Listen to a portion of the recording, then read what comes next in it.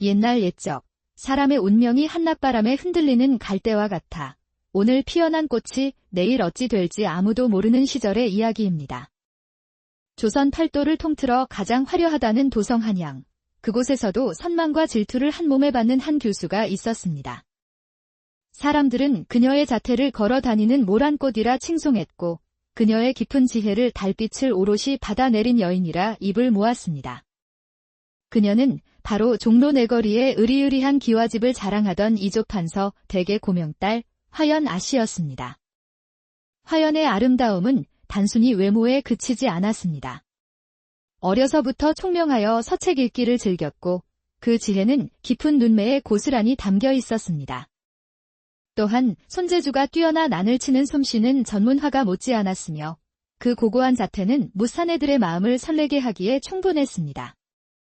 나이 16이 되자 한양의 이름난 가문들로부터 중매쟁이들의 발길이 문턱을 닳게 할 지경이었습니다. 그러나 화연의 아버지는 딸에 대한 자부심이 대단하여 어지간한 혼처는 거들떠보지도 않았습니다.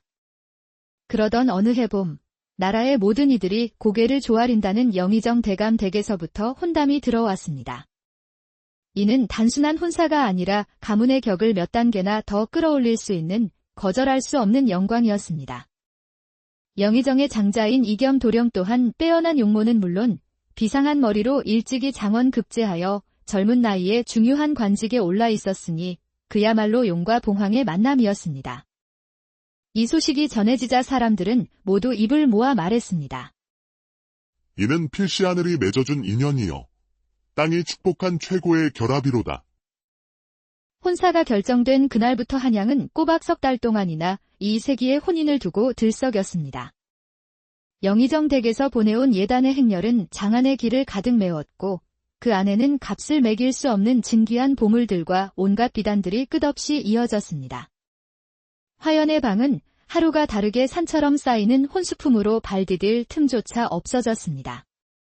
수줍은 예비 신부로서 밤이면 밤마다 창가에 앉아 휘영청 밝은 달을 바라보며 자신의 앞에 펼쳐질 행복한 미래를 상상하곤 했습니다.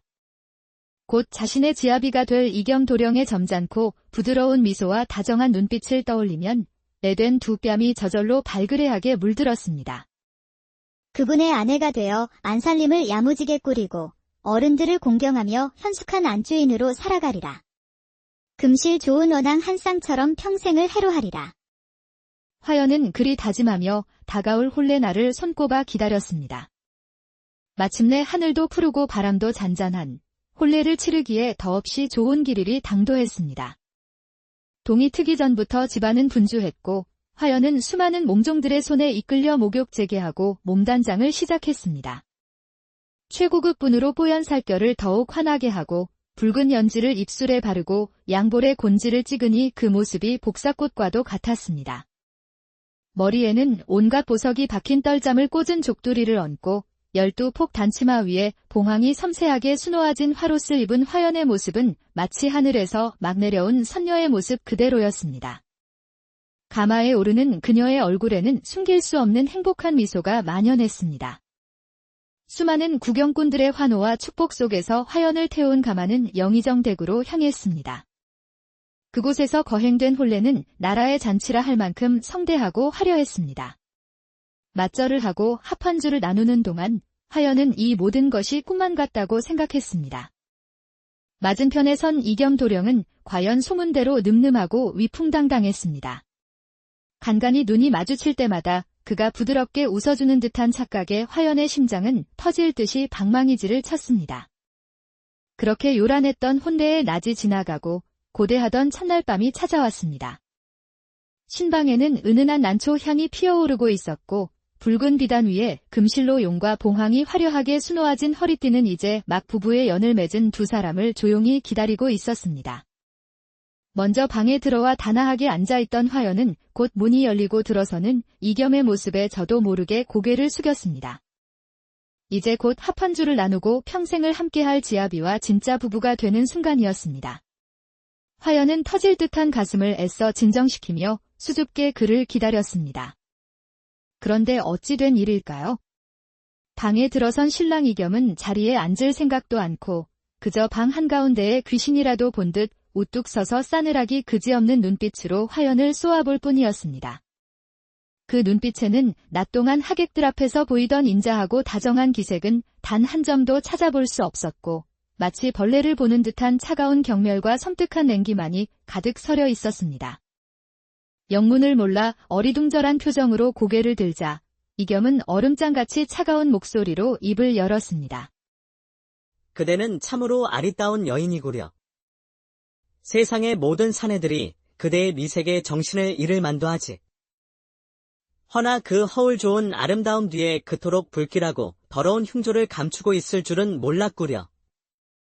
화연은 그 말이 대체 무슨 뜻인지 이해할 수 없어 그저 눈만 끔뻑였습니다. 이겸은 성큼 화연에게 다가와 그녀의 어깨를 감싸고 있던 화롯의 옷고름을 짐승처럼 거칠게 잡아챘습니다. 아, 화연이 놀라 비명을 지르며 몸을 움츠리자 눈처럼 하얀 속살이 드러난 그녀의 왼쪽 어깨를 이겸은 경멸스러운 손짓으로 가리켰습니다.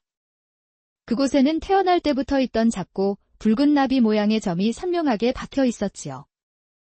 어릴 적 돌아가신 어미는 그 점을 보며 우리 딸은 복을 가져다줄 나비를 어깨에 달고 태어났구나 하며 사랑스럽게 쓰다듬어주던 바로 그 점이었습니다. 이것이 무엇인지 정녕 몰라서 그런 표정을 짓는 것이오. 우리 가문에는 대대로 내려오는 비밀스러운 예언이 있소? 푸른 용의 기운을 타고난 우리 가문은 붉은 나비의 낙인을 지닌 여인을 만나는 날 그 기운이 다하고 몰락의 길을 걷게 될 것이라고 말이오. 그대는 바로 그대야말로 우리 가문을 해할 불길한 여인이란 말이오. 그런데 감히 이토록 부정한 몸으로 나의 아내가 되어 우리 가문의 시를 받으려 했단 말이더냐. 화연은 그 자리에 못 박힌 듯 얼어붙고 말았습니다. 평생을 복의 상징이라 믿었던 내 몸의 일부가 하루아침에 가문을 망하게 할 흉이자 부정의 낙인이 되어버린 것입니다. 아, 아닙니다. 도련님, 이것은 결코 그런 흉한 것이 아닙니다. 오해이십니다.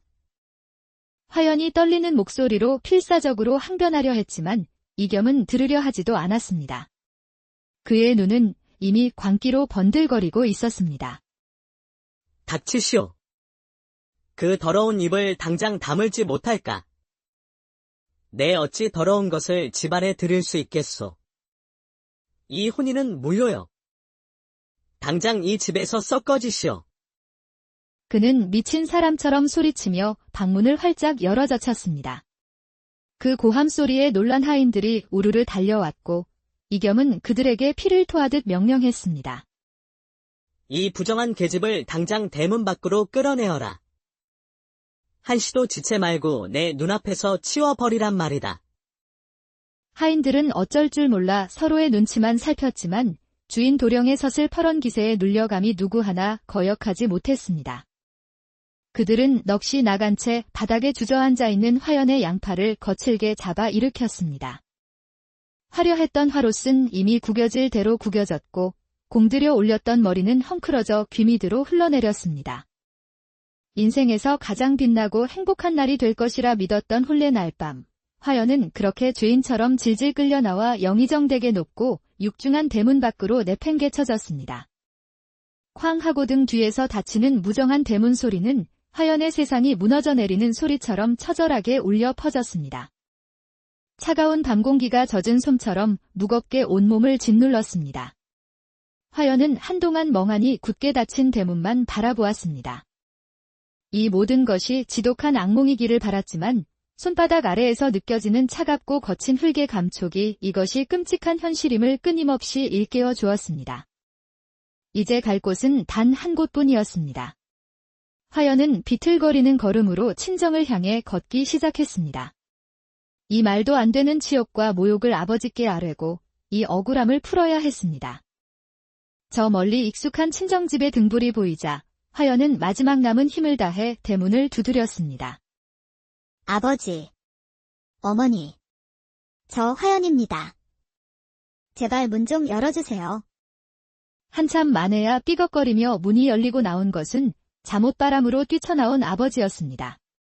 그는 딸의 끔찍한 몰골에 경악을 금치 못했습니다. 내 인연. 어찌하여 이런 흉한 몰골로 돌아온 것이냐. 영의정 대감 댁에서 대체 무슨 일이 있었기에 이 난리란 말이냐. 화연은 울부짖으며 자초지종을 설명했습니다. 어깨에 작은 점 하나 때문에 부정한 여인으로 몰려 첫날 밤에 소박을 맞고 쫓겨났노라고 아버지의 옷자락에 매달렸습니다. 하지만 화연의 아버지는 끝내 딸의 편이 되어주지 않았습니다. 그의 얼굴에는 딸을 향한 연민이 아닌 절대 권력에 대한 비굴한 두려움만이 가득했습니다. 어디라고 함부로 입을 놀리느냐. 감히 영의정 대감 댁의 결정에 토를 달다니. 그분들이 그리 판단하셨다면 필시 그리 된 깊은 연유가 있을 터. 내년에 부덕함으로 생긴 일을 가지고 어찌 감히 가문의 위신에 먹칠하려 드느냐. 당장 돌아가서 문 앞에서 석고대죄하며 용서를 빌지 못할까. 아버지, 제발 제 말을 믿어주세요. 우리 가문은 너를 받아줄 수 없다. 영의정 대감의 노여움을 사서 우리 집안이 풍비박산 나는 꼴을 보고 싶은 게냐. 너는 이제 우리 집 사람이 아니다. 이 밤이 새기 전에 멀리 떠나거라. 다시는 내 눈앞에 나타나지 말 거라. 아버지는 피눈물을 흘리는 딸의 눈앞에서 조금의 망설임도 없이 매정하게 대문을 닫아버렸습니다. 이제 화연에게는 돌아갈 곳도 의지할 사람도 이 세상 어디에도 없었습니다. 하늘이 무너지고 땅이 꺼지는 듯한 절망이 화연의 온몸을 휘감았습니다. 화연은 정처 없이 걸었습니다. 맨발은 날카로운 돌부리에 찢겨 피가 흘렀지만 아무런 감각도 느껴지지 않았습니다. 추위와 배고픔, 그리고 마음의 상처에 지쳐 인적이 드문 산길 어귀에 다다랐을 때 그녀는 결국 희미해지는 의식을 붙잡지 못하고 차가운 땅 위로 쓰러지고 말았습니다. 바로 그때였습니다. 산 아래 작은 오두막에 홀로 사는 한 사내가 땔감을 구하러 나섰다가 어둠 속에서 쓰러진 그녀를 발견했습니다. 그의 이름은 무진. 가난한 행색에 투박하고 거친 손마디를 가졌으나 그 풍채는 다부졌고 깊이를 알 수 없는 눈빛은 평범한 나무꾼의 그것과는 사뭇 달랐습니다. 무진은 잠시 깊은 갈등에 빠졌습니다. 괜한 일에 휘말렸다가는 자신의 목숨마저 위태로워질 수 있는 험한 세상이었습니다. 그러나 차가운 땅 위에 금방이라도 숨이 멎을 듯 파리한 입술을 하고 있는 여인의 모습에서 어쩐지 차마 눈을 뗄 수가 없었습니다. 그는 결국 자신의 등에 지고 있던 땔감을 내려놓고 그 대신 화연을 조심스럽게 들쳐 업었습니다. 무진은 더 이상 아무 말 없이 묵묵히 달빛을 길잡이 삼아 자신의 오두막을 향해 발걸음을 옮겼습니다.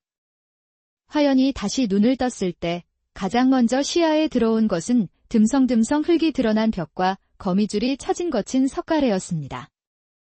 욱신거리는 몸을 힘겹게 일으키자 자신이 입고 있던 것은 피 묻고 찢겨나간 화롯이 아닌 조금 크고 투박한 무명옷이었습니다. 그때 삐걱거리는 소리와 함께 문이 열리며 한 사내, 바로 무진이 방 안으로 들어왔습니다. 누구냐? 내 놈이 어찌하여 나를... 화연이 마지막 남은 자존심으로 날카롭게 쏘아붙였지만 무진은 별다른 표정 변화 없이 나무 그릇 하나를 방바닥에 조용히 내려놓을 뿐이었습니다. 그릇에서는 김이 모락모락 피어나는 구수한 죽이 담겨 있었습니다. 정신이 드시오. 산길에 쓰러져 있기에 데려왔소. 며칠을 굶었을 테니 우선 이거라도 좀 드시오. 무진의 목소리는 낮고 무뚝뚝했지만 그 안에는 이상하게도 사람을 편안하게 만드는 묵직한 힘이 있었습니다. 화연이 망설이고 있자 무진은 더 이상 아무 말도 하지 않고 조용히 밖으로 나가 주었습니다. 그녀가 마음 편히 먹을 수 있도록 일부러 자리를 비켜주는 듯한 속 깊은 배려였습니다. 방 안에 혼자 남은 화연은 한참을 망설이다 결국 자존심을 꺾고 그릇을 끌어당겨 허겁지겁 죽을 떠먹기 시작했습니다. 따뜻한 온기가 식도를 타고 내려가자 꽁꽁 얼었던 몸과 마음이 아주 조금은 녹아내리는 듯 했습니다. 그와 동시에 자신의 처지가 너무나도 비참하고 서러워 굵은 눈물방울이 죽 그릇 안으로 뚝뚝 떨어졌습니다. 그렇게 며칠이 흘렀습니다. 무진은 화연에게 많은 것을 묻지 않았습니다. 그저 묵묵히 끼니 때가 되면 음식을 가져다주고 밤이 되면 자신은 찬바람이 스며드는 마루에서 불편한 잠을 자고 화연에게 유일한 방을 내주었습니다. 어느 달빛이 유난히 밝은 밤, 화연은 마루에 앉아있는 무진의 등 뒤로 다가가 처음으로 자신의 이야기를 털어놓았습니다. 이야기를 하는 내내 화연의 목소리는 가늘게 떨리고 있었습니다. 화연은 눈물을 흘리며 결심한 듯 자신의 어깨를 드러내 보였습니다. 보세요. 바로 이것 때문에, 이 작고 보잘것없는 점 하나 때문에 제 인생이 송두리째 무너졌습니다. 이것이 정령 가문을 망하게 할 흉이란 말입니까? 무진은 말없이 화연의 어깨를 내려다 보았습니다. 그는 한참 동안 침묵을 지키다 땅이 울리는 듯한 낮은 목소리로 말했습니다. 아니요. 그것은 결코 흉한 것이 아니요. 그는 자신의 소매를 걷어 거친 팔뚝을 보여주었습니다. 햇볕에 그을린 그의 팔뚝에는 화연의 것과 비슷하지만 날개가 조금 더 날카로운, 마치 타오르는 불꽃과도 같은 붉은 자국이 새겨져 있었습니다. 세상에는 우리가 눈으로 보는 것 너머의 이야기가 너무나 많소. 귀한 것이 천대받고 진실이 거짓의 옷을 입고 행세하기도 하지.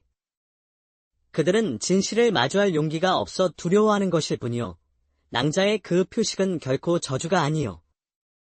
그의 말은 화연에게 그 어떤 위로보다 더 큰 힘이 되었습니다. 태어나서 처음으로 자신의 존재 자체를 긍정해주는 사람을 만난 것 같았습니다. 그날 이후 두 사람 사이를 가로막고 있던 보이지 않던 벽이 허물어졌습니다. 한편 죽은 줄 알았던 화연이 살아있다는 소문이 한양 저작거리에 흉흉하게 퍼지기 시작했고 이겸의 귀에도 들어가게 되었습니다. 이겸은 자신이 버린 여인이, 그것도 어디 근본도 모를 천한 사내와 함께 있다는 사실에 참을 수 없는 모욕감과 뒤틀린 소유욕, 그리고 묘한 질투심을 느꼈습니다. 감히 나의 여인이었던 것이 어떤 미천한 놈이기에. 그는 당장 자신의 수하들을 풀어 화연을 잡아오고 그 사내의 목을 베어오라고 피 끓는 명령을 내렸습니다. 며칠 뒤 이겸이 보낸 왈패 5명이 흉기를 들고 무진의 오두막을 덮쳤습니다. 내 놈이 그 계집과 붙어먹는다는 바로 그 촌놈이렸다. 곱게 비키지 않으면 내 놈의 뼈도 추리지 못할 줄 알아라. 그 말이 끝나기가 무섭게 무진이 움직였습니다. 그의 움직임은 평범한 나무꾼의 것이라고는 도저히 믿을 수 없을 만큼 빠르고 날랬습니다. 그는 맨손으로 칼을 든 왈패들을 상대하며 마치 성난 호랑이가 양떼를 헤집듯 그들의 공격을 가볍게 피하고 급소를 정확하게 가격했습니다. 순식간에 왈패들은 비명 한 번 제대로 지르지 못하고 땅바닥에 쓰러져 고통스럽게 신음했습니다. 화연은 오두막 문틈으로 그 모든 광경을 지켜보며 입을 다물지 못했습니다. 자신이 알던 과묵하고 순박하기만 하던 나무꾼 무진이 아니었습니다. 누가 보냈느냐? 왈패는 고통에 울부짖으며 영의정, 이겸 도령의 이름을 실토했습니다. 무진은 그들을 살려보내주며 얼음 같은 한마디 경고를 덧붙였습니다. 다시 한번 이곳에 발을 들인다면 그때는 너희 모두의 목숨을 보장할 수 없을 것이다. 너희 주인 이겸에게 그리 똑똑히 전하거라.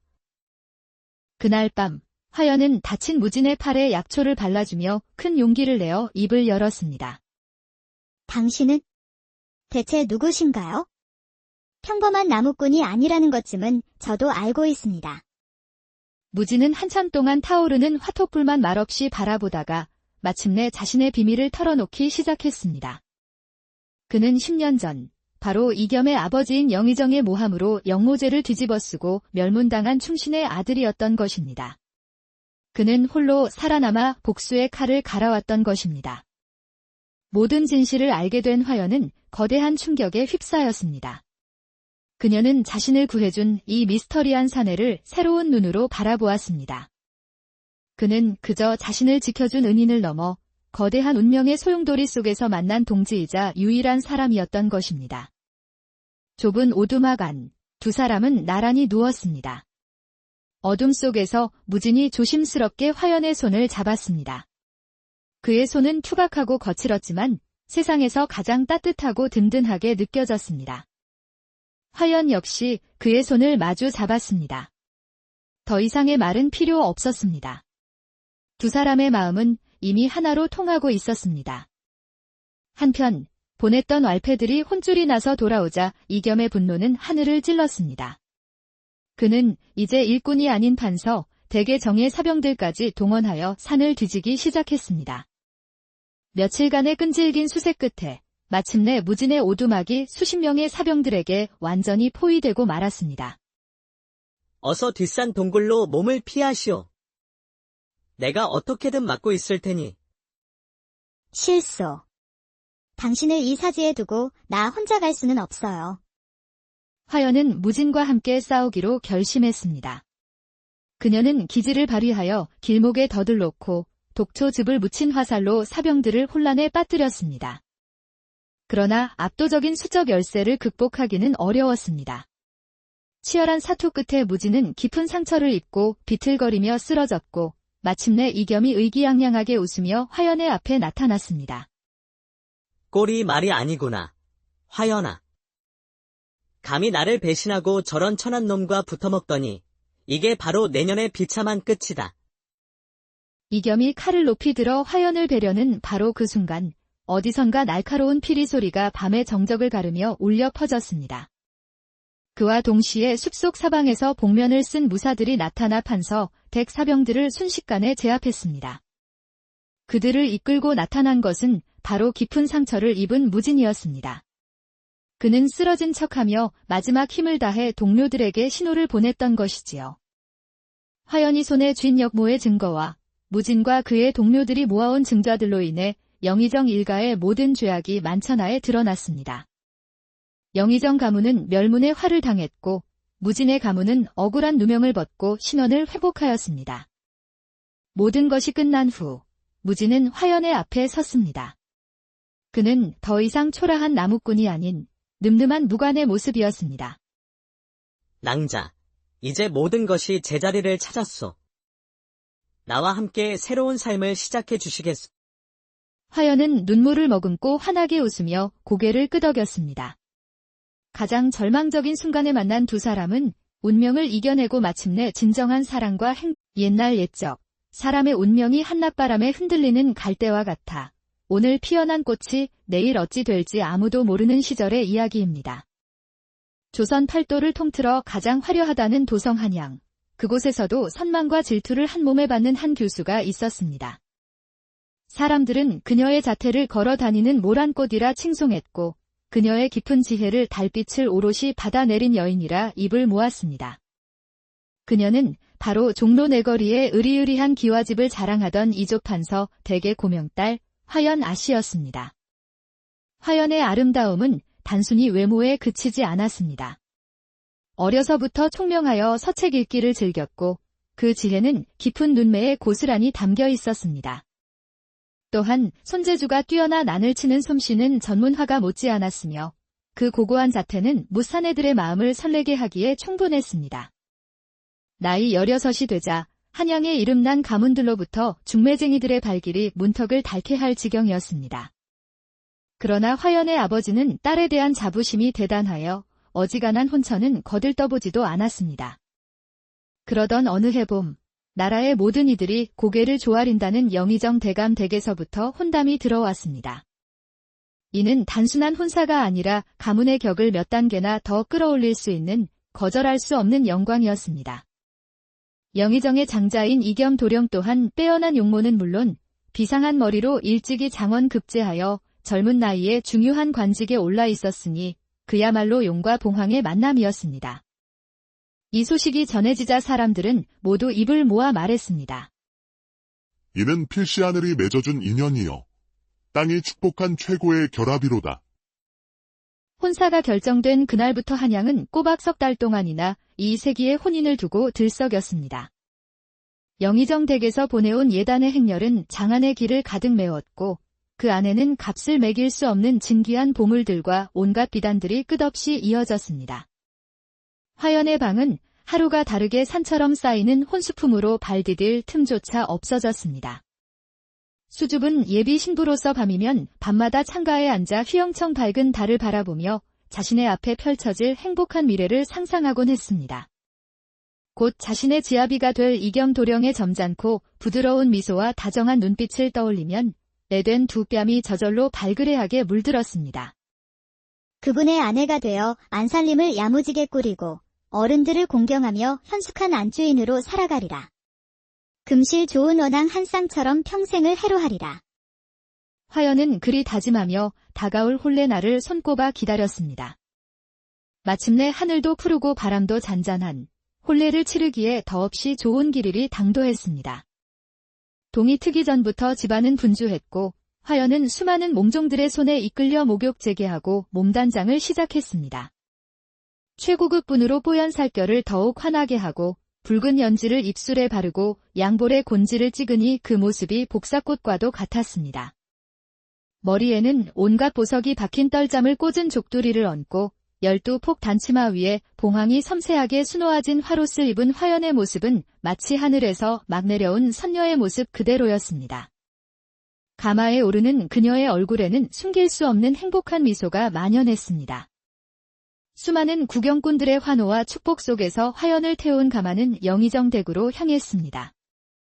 그곳에서 거행된 혼례는 나라의 잔치라 할 만큼 성대하고 화려했습니다. 맞절을 하고 합판주를 나누는 동안 화연은 이 모든 것이 꿈만 같다고 생각했습니다. 맞은편에 선 이겸 도령은 과연 소문대로 늠름하고 위풍당당했습니다. 간간이 눈이 마주칠 때마다 그가 부드럽게 웃어주는 듯한 착각에 화연의 심장은 터질 듯이 방망이질을 쳤습니다. 그렇게 요란했던 혼례의 낮이 지나가고 고대하던 첫날 밤이 찾아왔습니다. 신방에는 은은한 난초 향이 피어오르고 있었고 붉은 비단 위에 금실로 용과 봉황이 화려하게 수놓아진 허리띠는 이제 막 부부의 연을 맺은 두 사람을 조용히 기다리고 있었습니다. 먼저 방에 들어와 단아하게 앉아있던 화연은 곧 문이 열리고 들어서는 이겸의 모습에 저도 모르게 고개를 숙였습니다. 이제 곧 합판주를 나누고 평생을 함께할 지아비와 진짜 부부가 되는 순간이었습니다. 화연은 터질 듯한 가슴을 애써 진정시키며 수줍게 그를 기다렸습니다. 그런데 어찌 된 일일까요? 방에 들어선 신랑 이겸은 자리에 앉을 생각도 않고 그저 방 한가운데에 귀신이라도 본 듯 우뚝 서서 싸늘하기 그지없는 눈빛으로 화연을 쏘아볼 뿐이었습니다. 그 눈빛에는 낮 동안 하객들 앞에서 보이던 인자하고 다정한 기색은 단 한 점도 찾아볼 수 없었고 마치 벌레를 보는 듯한 차가운 경멸과 섬뜩한 냉기만이 가득 서려 있었습니다. 영문을 몰라 어리둥절한 표정으로 고개를 들자 이겸은 얼음장같이 차가운 목소리로 입을 열었습니다. 그대는 참으로 아리따운 여인이구려. 세상의 모든 사내들이 그대의 미색에 정신을 잃을 만도 하지.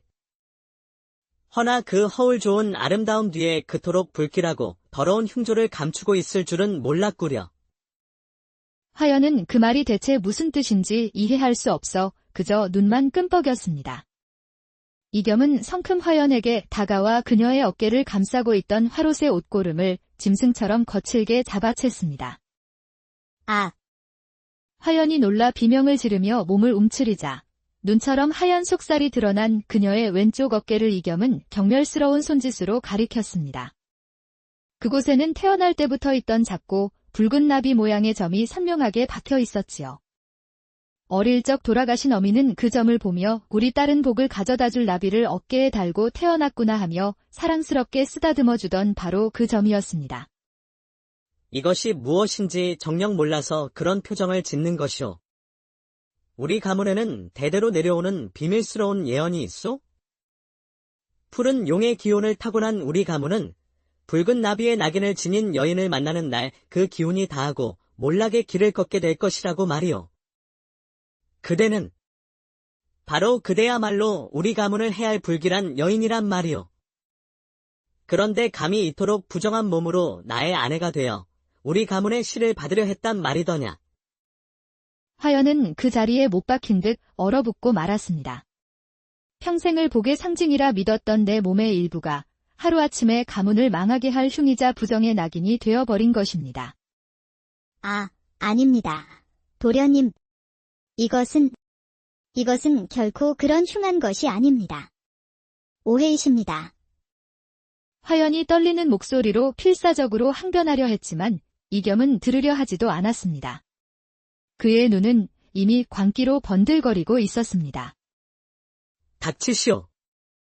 그 더러운 입을 당장 다물지 못할까? 내 어찌 더러운 것을 집안에 들일 수 있겠소. 이 혼인은 무효요. 당장 이 집에서 썩어지시오. 그는 미친 사람처럼 소리치며 방문을 활짝 열어젖혔습니다. 그 고함 소리에 놀란 하인들이 우르르 달려왔고 이겸은 그들에게 피를 토하듯 명령했습니다. 이 부정한 계집을 당장 대문 밖으로 끌어내어라. 한시도 지체 말고 내 눈앞에서 치워버리란 말이다. 하인들은 어쩔 줄 몰라 서로의 눈치만 살폈지만 주인 도령의 서슬 퍼런 기세에 눌려감이 누구 하나 거역하지 못했습니다. 그들은 넋이 나간 채 바닥에 주저앉아 있는 화연의 양팔을 거칠게 잡아 일으켰습니다. 화려했던 화롯은 이미 구겨질 대로 구겨졌고 공들여 올렸던 머리는 헝클어져 귀 밑으로 흘러내렸습니다. 인생에서 가장 빛나고 행복한 날이 될 것이라 믿었던 혼례 날밤, 화연은 그렇게 죄인처럼 질질 끌려 나와 영의정되게 높고 육중한 대문 밖으로 내팽개쳐졌습니다. 쾅 하고 등 뒤에서 닫히는 무정한 대문 소리는 화연의 세상이 무너져 내리는 소리처럼 처절하게 울려 퍼졌습니다. 차가운 밤 공기가 젖은 솜처럼 무겁게 온몸을 짓눌렀습니다. 화연은 한동안 멍하니 굳게 닫힌 대문만 바라보았습니다. 이 모든 것이 지독한 악몽이기를 바랐지만 손바닥 아래에서 느껴지는 차갑고 거친 흙의 감촉이 이것이 끔찍한 현실임을 끊임없이 일깨워 주었습니다. 이제 갈 곳은 단 한 곳뿐이었습니다. 화연은 비틀거리는 걸음으로 친정을 향해 걷기 시작했습니다. 이 말도 안 되는 치욕과 모욕을 아버지께 아뢰고 이 억울함을 풀어야 했습니다. 저 멀리 익숙한 친정집의 등불이 보이자 화연은 마지막 남은 힘을 다해 대문을 두드렸습니다. 아버지, 어머니, 저 화연입니다. 제발 문 좀 열어주세요. 한참 만에야 삐걱거리며 문이 열리고 나온 것은 잠옷바람으로 뛰쳐나온 아버지였습니다. 그는 딸의 끔찍한 몰골에 경악을 금치 못했습니다. 네, 내 인연. 어찌하여 이런 흉한 몰골로 돌아온 것이냐? 영의정 대감 댁에서 대체 무슨 일이 있었기에 이 난리란 말이냐? 화연은 울부짖으며 자초지종을 설명했습니다. 어깨에 작은 점 하나 때문에 부정한 여인으로 몰려 첫날 밤에 소박을 맞고 쫓겨나노라고 아버지의 옷자락에 매달렸습니다. 하지만 화연의 아버지는 끝내 딸의 편이 되어주지 않았습니다. 그의 얼굴에는 딸을 향한 연민이 아닌 절대 권력에 대한 비굴한 두려움만이 가득했습니다. 어디라고 함부로 입을 놀리느냐? 감히 영의정 대감 댁의 결정에 토를 달다니. 그분들이 그리 판단하셨다면 필시 그리 된 깊은 연유가 있을 터. 내년에 부덕함으로 생긴 일을 가지고 어찌 감히 가문의 위신에 먹칠하려 드느냐. 당장 돌아가서 문 앞에서 석고대죄하며 용서를 빌지 못할까. 아버지, 제발 제 말을 믿어주세요. 우리 가문은 너를 받아줄 수 없다. 영의정 대감의 노여움을 사서 우리 집안이 풍비박산 나는 꼴을 보고 싶은 게냐. 너는 이제 우리 집 사람이 아니다. 이 밤이 새기 전에 멀리 떠나거라. 다시는 내 눈앞에 나타나지 말 거라. 아버지는 피눈물을 흘리는 딸의 눈앞에서 조금의 망설임도 없이 매정하게 대문을 닫아버렸습니다. 이제 화연에게는 돌아갈 곳도 의지할 사람도 이 세상 어디에도 없었습니다. 하늘이 무너지고 땅이 꺼지는 듯한 절망이 화연의 온몸을 휘감았습니다. 화연은 정처 없이 걸었습니다. 맨발은 날카로운 돌뿌리에 찢겨 피가 흘렀지만 아무런 감각도 느껴지지 않았습니다. 추위와 배고픔, 그리고 마음의 상처에 지쳐 인적이 드문 산길 어귀에 다다랐을 때 그녀는 결국 희미해지는 의식을 붙잡지 못하고 차가운 땅 위로 쓰러지고 말았습니다. 바로 그때였습니다. 산 아래 작은 오두막에 홀로 사는 한 사내가 땔감을 구하러 나섰다가 어둠 속에서 쓰러진 그녀를 발견했습니다. 그의 이름은 무진. 가난한 행색에 투박하고 거친 손마디를 가졌으나 그 풍채는 다부졌고 깊이를 알 수 없는 눈빛은 평범한 나무꾼의 그것과는 사뭇 달랐습니다. 무지는 잠시 깊은 갈등에 빠졌습니다. 괜한 일에 휘말렸다가는 자신의 목숨마저 위태로워질 수 있는 험한 세상이었습니다. 그러나 차가운 땅 위에 금방이라도 숨이 멎을 듯 파리한 입술을 하고 있는 여인의 모습에서 어쩐지 차마 눈을 뗄 수가 없었습니다. 그는 결국 자신의 등에 지고 있던 땔감을 내려놓고 그 대신 화연을 조심스럽게 들쳐 업었습니다. 무지는 더 이상 아무 말 없이 묵묵히 달빛을 길잡이 삼아 자신의 오두막을 향해 발걸음을 옮겼습니다. 화연이 다시 눈을 떴을 때 가장 먼저 시야에 들어온 것은 듬성듬성 흙이 드러난 벽과 거미줄이 처진 거친 석가래였습니다. 욱신거리는 몸을 힘겹게 일으키자 자신이 입고 있던 것은 피 묻고 찢겨나간 화롯이 아닌 조금 크고 투박한 무명옷이었습니다. 그때 삐걱거리는 소리와 함께 문이 열리며 한산에 바로 무진이 방 안으로 들어왔습니다. 누구냐? 내 놈이 어찌하여 나를...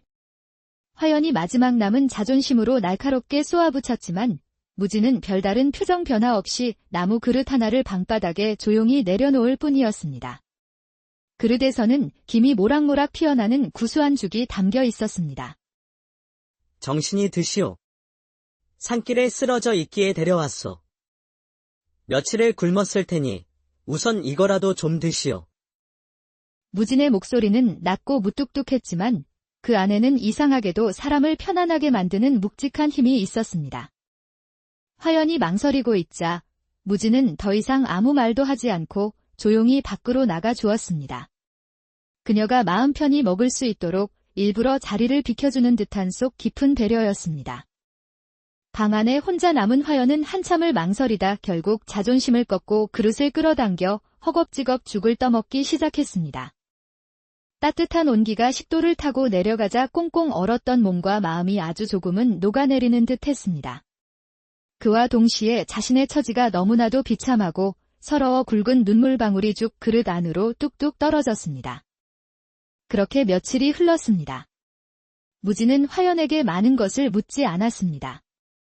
그저 묵묵히 끼니 때가 되면 음식을 가져다주고 밤이 되면 자신은 찬바람이 스며드는 마루에서 불편한 잠을 자고 화연에게 유일한 방을 내주었습니다.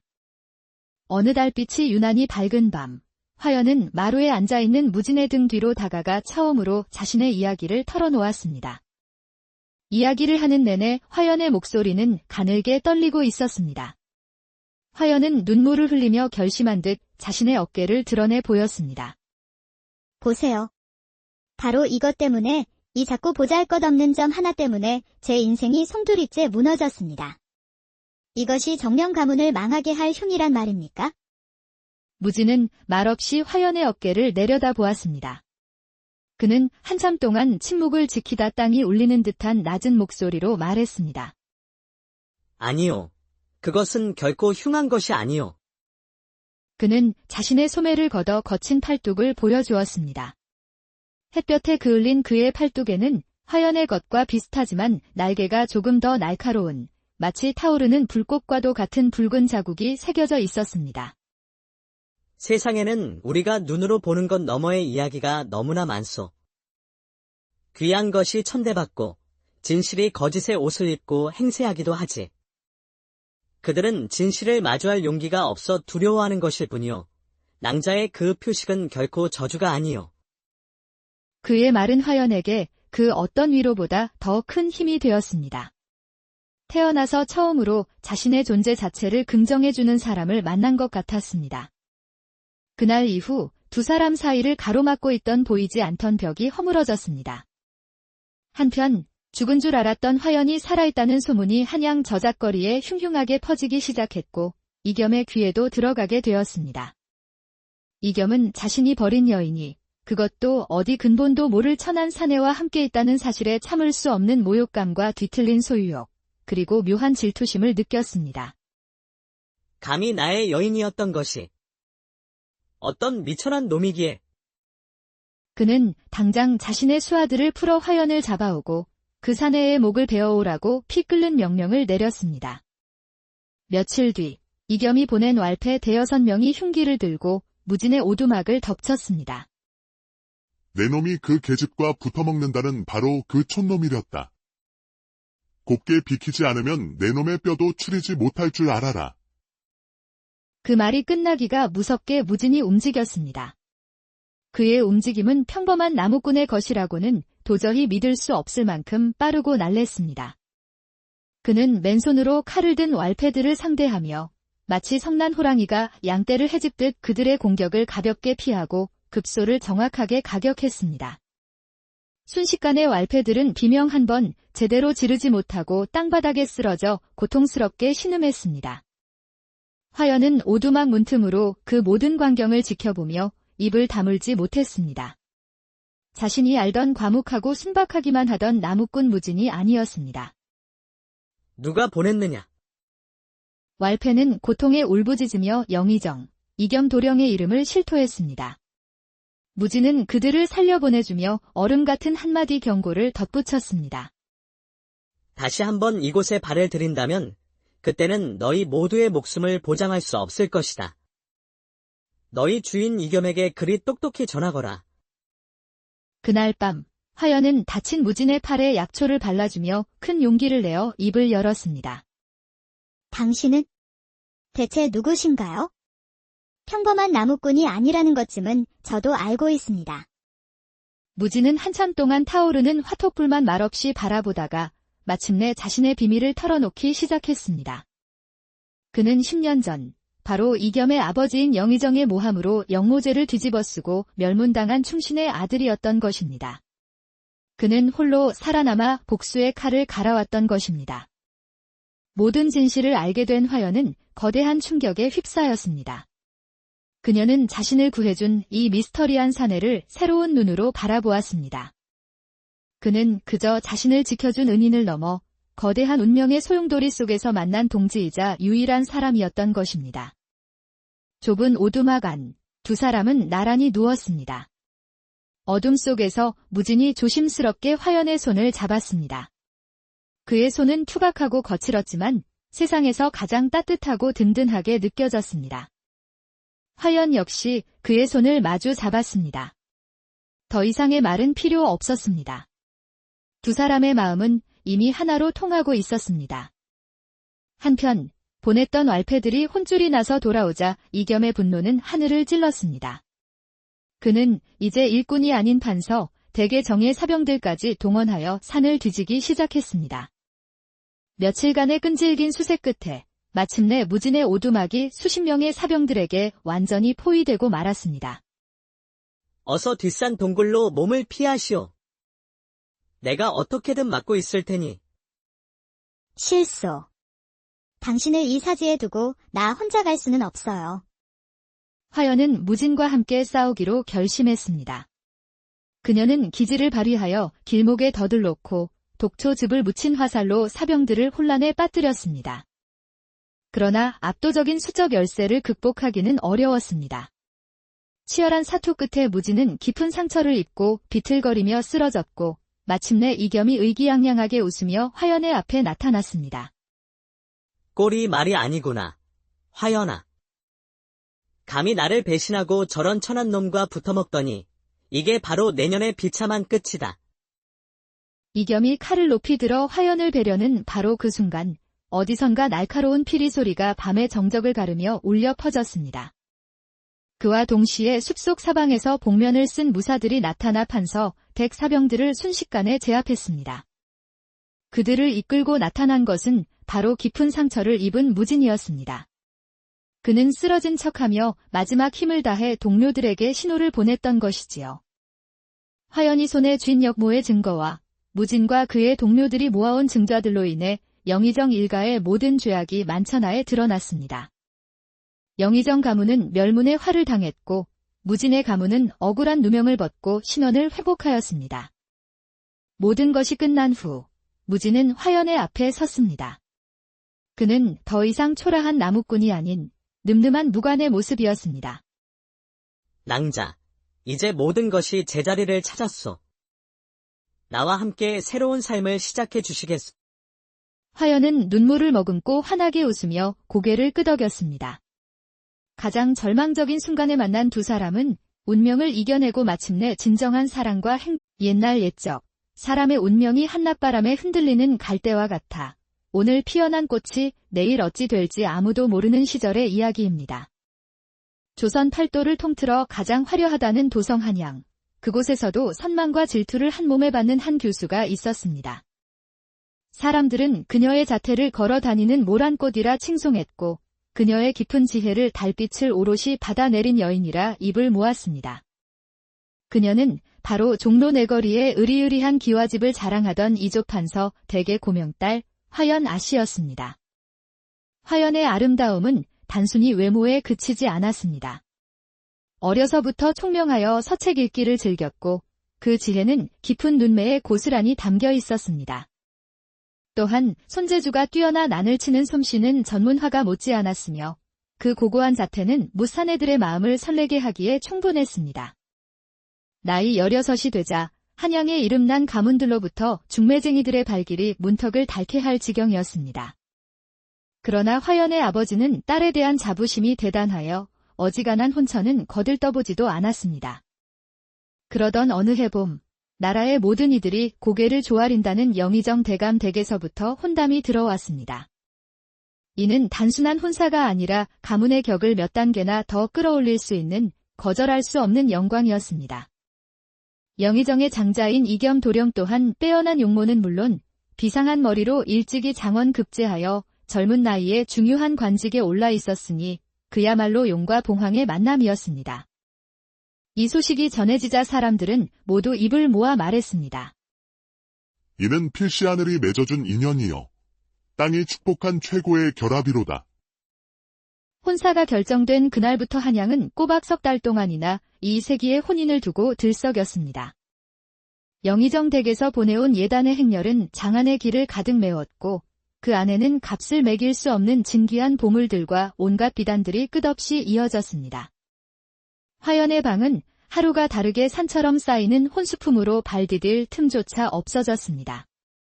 수줍은 예비 신부로서 밤이면 밤마다 창가에 앉아 휘영청 밝은 달을 바라보며 자신의 앞에 펼쳐질 행복한 미래를 상상하곤 했습니다.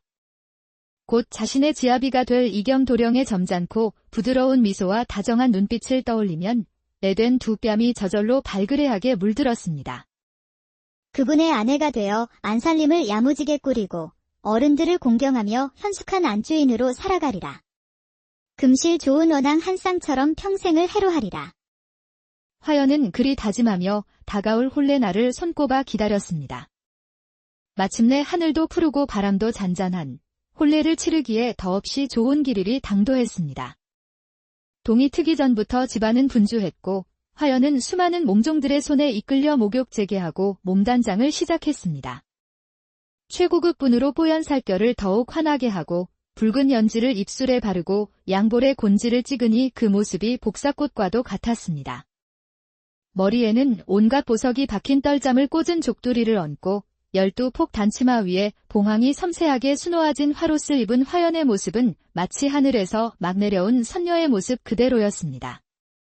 가마에 오르는 그녀의 얼굴에는 숨길 수 없는 행복한 미소가 만연했습니다.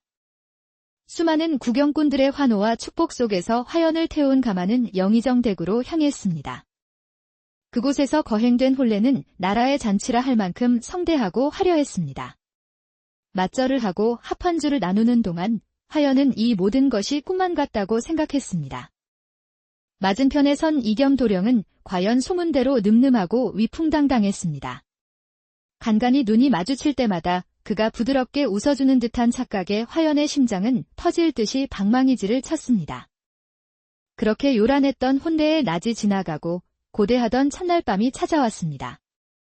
신방에는 은은한 난초 향이 피어오르고 있었고 붉은 비단 위에 금실로 용과 봉황이 화려하게 수놓아진 허리띠는 이제 막 부부의 연을 맺은 두 사람을 조용히 기다리고 있었습니다.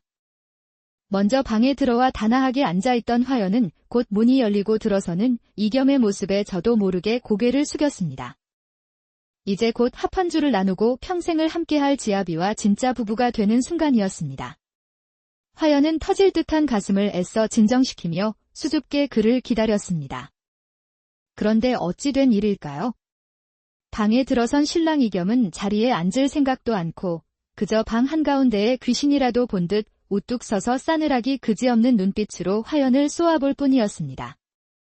그 눈빛에는 낮 동안 하객들 앞에서 보이던 인자하고 다정한 기색은 단 한 점도 찾아볼 수 없었고 마치 벌레를 보는 듯한 차가운 경멸과 섬뜩한 냉기만이 가득 서려 있었습니다. 영문을 몰라 어리둥절한 표정으로 고개를 들자 이겸은 얼음장같이 차가운 목소리로 입을 열었습니다. 그대는 참으로 아리따운 여인이구려. 세상의 모든 사내들이 그대의 미색에 정신을 잃을 만도 하지. 허나 그 허울 좋은 아름다움 뒤에 그토록 불길하고 더러운 흉조를 감추고 있을 줄은 몰랐구려. 화연은 그 말이 대체 무슨 뜻인지 이해할 수 없어 그저 눈만 끔뻑였습니다. 이겸은 성큼 화연에게 다가와 그녀의 어깨를 감싸고 있던 화롯의 옷고름을 짐승처럼 거칠게 잡아챘습니다. 아, 화연이 놀라 비명을 지르며 몸을 움츠리자 눈처럼 하얀 속살이 드러난 그녀의 왼쪽 어깨를 이겸은 경멸스러운 손짓으로 가리켰습니다. 그곳에는 태어날 때부터 있던 작고 붉은 나비 모양의 점이 선명하게 박혀 있었지요. 어릴 적 돌아가신 어미는 그 점을 보며 우리 딸은 복을 가져다줄 나비를 어깨에 달고 태어났구나 하며 사랑스럽게 쓰다듬어 주던 바로 그 점이었습니다. 이것이 무엇인지 정녕 몰라서 그런 표정을 짓는 것이오. 우리 가문에는 대대로 내려오는 비밀스러운 예언이 있소? 푸른 용의 기운을 타고난 우리 가문은 붉은 나비의 낙인을 지닌 여인을 만나는 날 그 기운이 다하고 몰락의 길을 걷게 될 것이라고 말이오.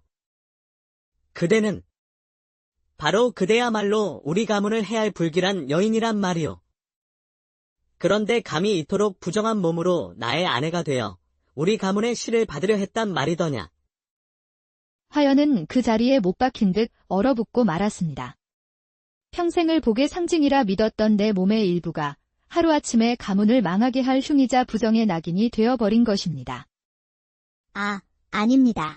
도련님, 이것은 결코 그런 흉한 것이 아닙니다. 오해이십니다. 화연이 떨리는 목소리로 필사적으로 항변하려 했지만 이겸은 들으려 하지도 않았습니다. 그의 눈은 이미 광기로 번들거리고 있었습니다. 닥치시오. 그 더러운 입을 당장 다물지 못할까? 내 어찌 더러운 것을 집안에 들일 수 있겠소. 이 혼인은 무효요. 당장 이 집에서 썩 꺼지시오. 그는 미친 사람처럼 소리치며 방문을 활짝 열어젖혔습니다. 그 고함 소리에 놀란 하인들이 우르르 달려왔고 이겸은 그들에게 피를 토하듯 명령했습니다.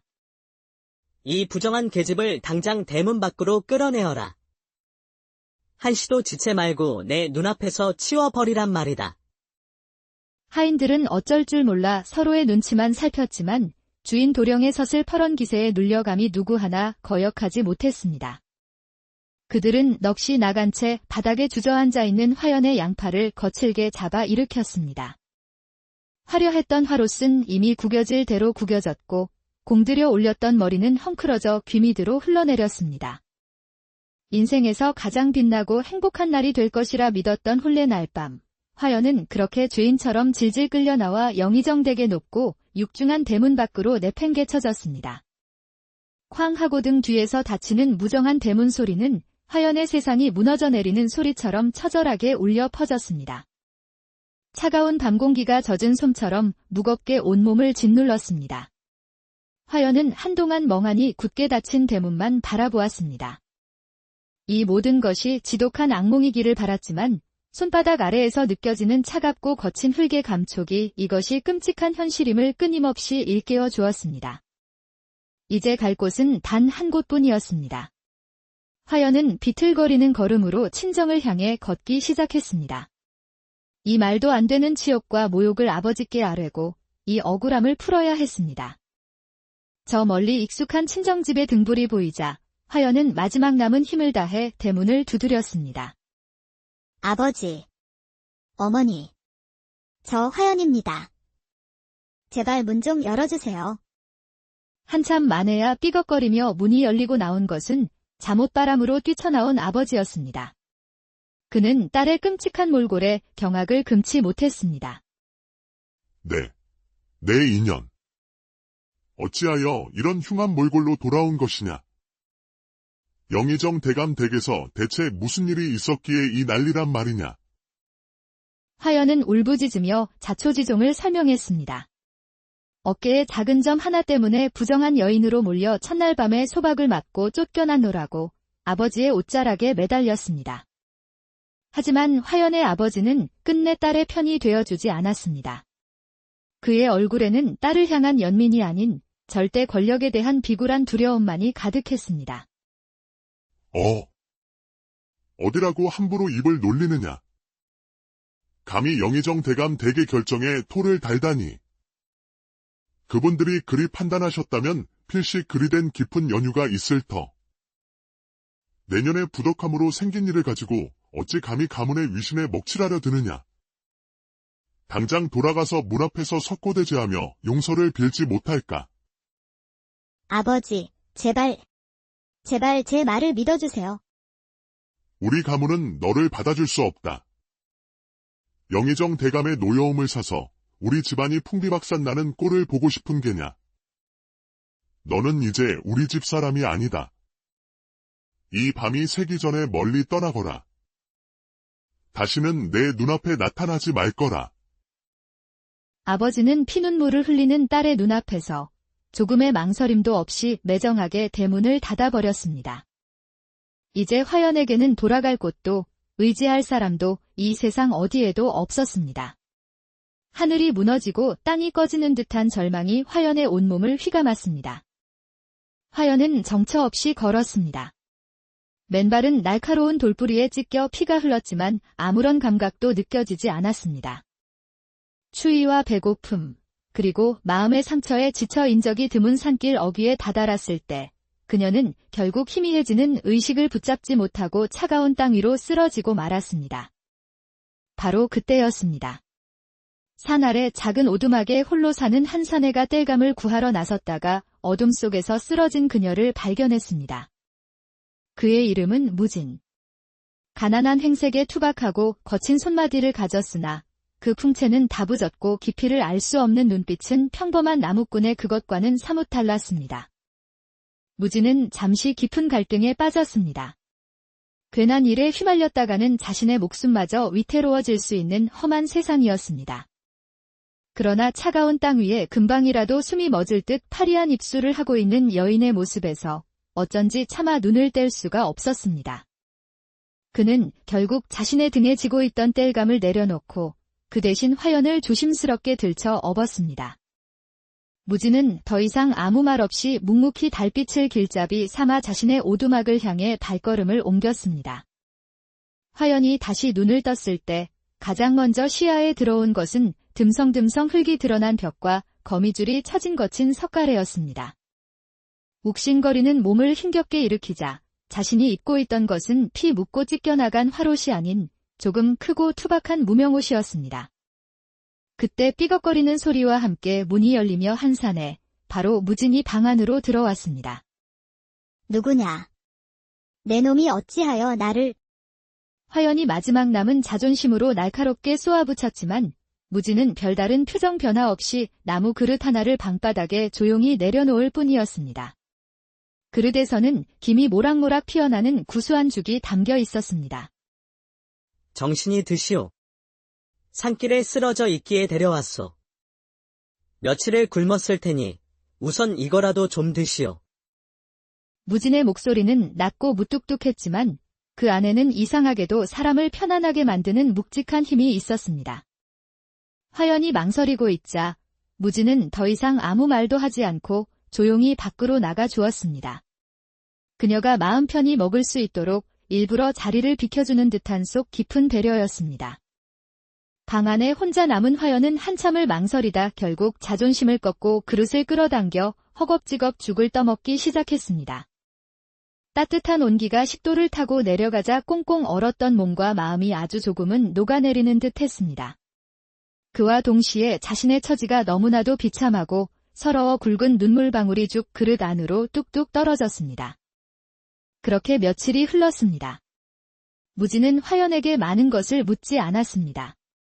그저 묵묵히 끼니 때가 되면 음식을 가져다주고 밤이 되면 자신은 찬바람이 스며드는 마루에서 불편한 잠을 자고 화연에게 유일한 방을 내주었습니다. 어느 달빛이 유난히 밝은 밤, 화연은 마루에 앉아있는 무진의 등